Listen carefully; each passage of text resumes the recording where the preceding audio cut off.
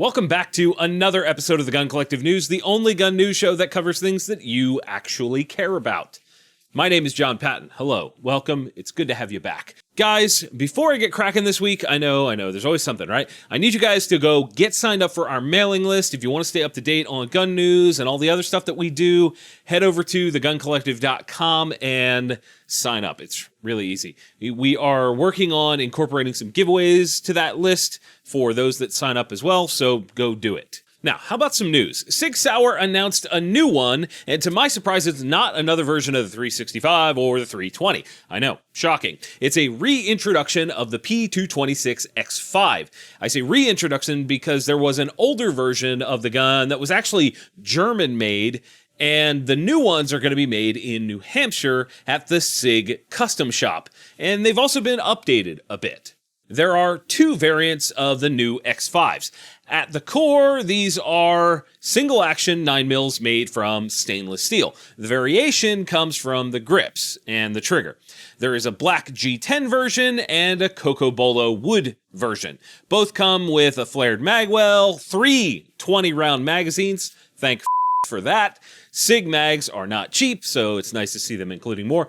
These guns also have what's called the AX3 trigger, which is adjustable for pull weight, reset, and over travel. The classic wood version has a sort of solid trigger shoe, and the G10 version has the skeletonized shoe. They are internally exactly the same.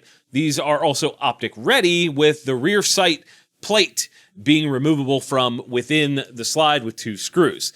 The optic pattern is a Delta Point Pro, but they also say there's an RMR cut available as well. The takedown lever is also ramped up a bit, literally, because they've turned it into a gas pedal, meaning you can actually put some pressure on it while shooting to maintain a tighter shooting position. I actually had a chance to shoot a mag through both of these guns at SIG Freedom Days this past weekend, and I gotta say, they were actually pretty rad. I don't have huge expectations for the 226, but they were good. Now, while I was there, I also harassed them in a loving way about the MSRP thing, and they assured me that they are not going to put them on the website, so let's make it up again. The MSRP on the new 226 XFive is 1,000 gallons of sweet tea. I want some sweet tea! Put the sweet tea in my mouth! Sounds like they are trying to pay off the Southern Mafia or something with all that sweet tea.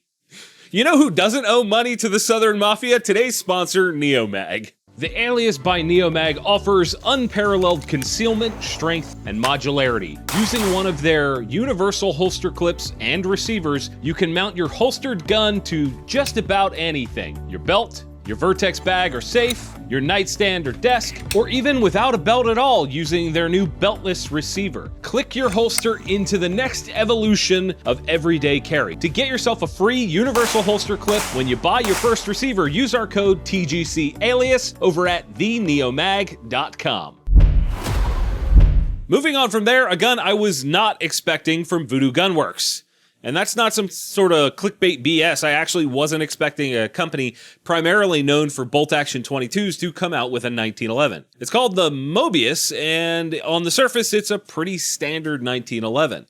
You can get it in either 45 ACP or 9mm in one of 3 variants that are just color changes. It's the standard, but I don't know. It's nothing special if you ask me.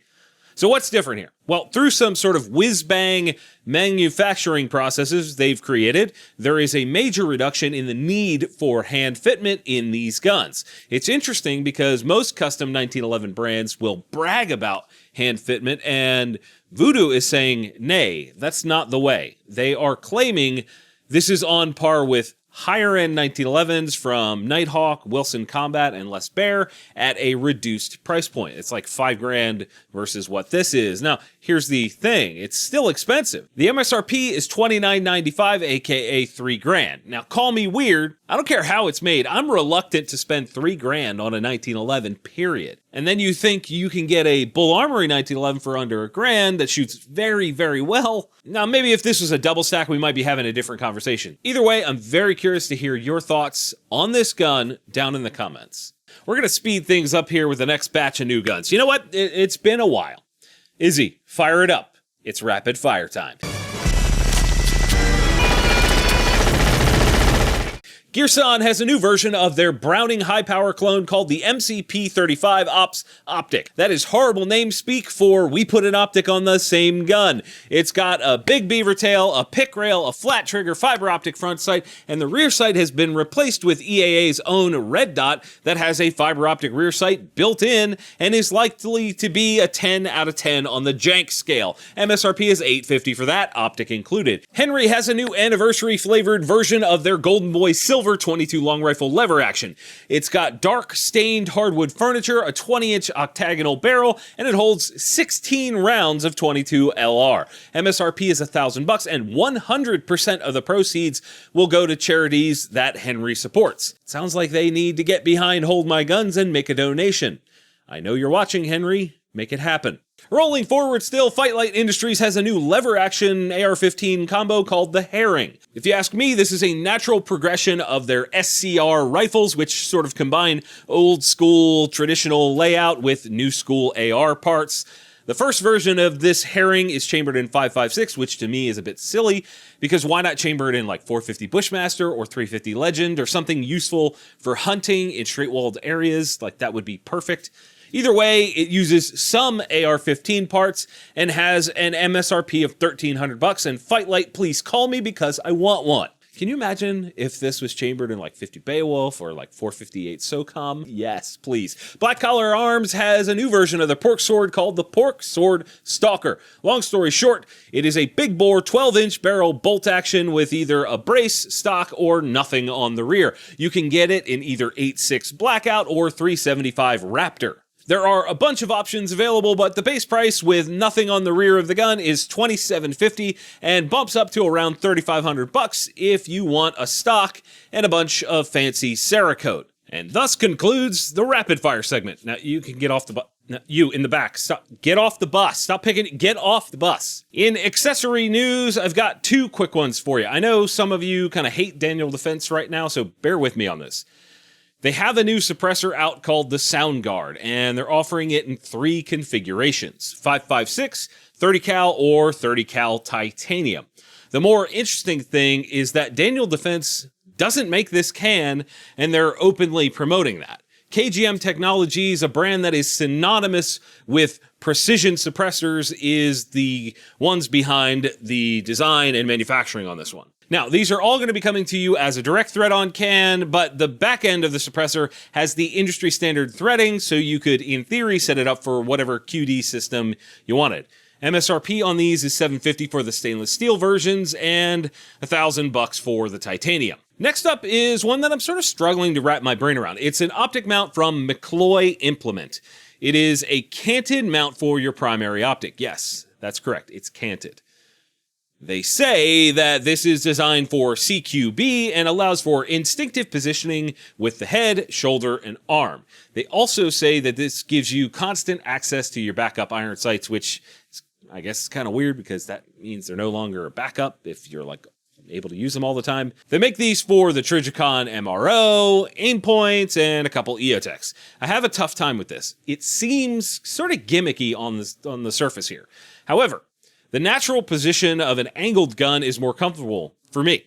So like instead of here, it's here. That's actually a little bit more comfortable. I tried it out. The standard vertical position is actually less ergonomic on the first try for me. The thing that makes this sort of weird and makes me turn away is that they're charging $1,500 for each mount. Yes, $1,500. Ouch, right? Is it worth the extra cash? I don't know. We talked about a trigger not long ago on this show that did something like this. It's sort of angled out for ergonomics, and it's a cool idea, and it does make some sense. However, if all of your guns aren't running that setup, is this the right way to go? That's a ton of money. It's like doubles the cost of some guns. I'm not the guy to answer all these questions, but what I can tell you is that I get it, and I don't get it at the same time. Rounding us out this week, a tool for Glock, specifically for swapping base plates on mags. It's called the MagCam Wizard, and it's from a company called Garrison Grip. The idea is that you drop a standard Glock mag down into the Wizard, lock the wings down, which puts inward pressure on the mag body and allows you to remove the base plate without fighting the small tabs that Glock factory mags have. It's a fairly straightforward idea. Now, this is definitely not the only option on the market for this, but it is the first time I've seen one that puts inward pressure like this instead of just using power to overcome those tabs. The price tag for such a thing? $40. I think my biggest question on this is how often am I changing base plates for this to have that much value for me? And that's it. If you want to see more gun news every single week, be sure to check out the links in the video description for our affiliate deals. You save money, we keep the lights on, we keep making videos, win-win. Also, don't forget to get subscribed and follow us all over social media. Of course, as always, thank you all for watching. We'll see you soon. Yep, it's over, but don't worry, you can click on the video up top to watch last week's show, and the one below that is the one that YouTube thinks you'll enjoy. Check them out and let me know what you think.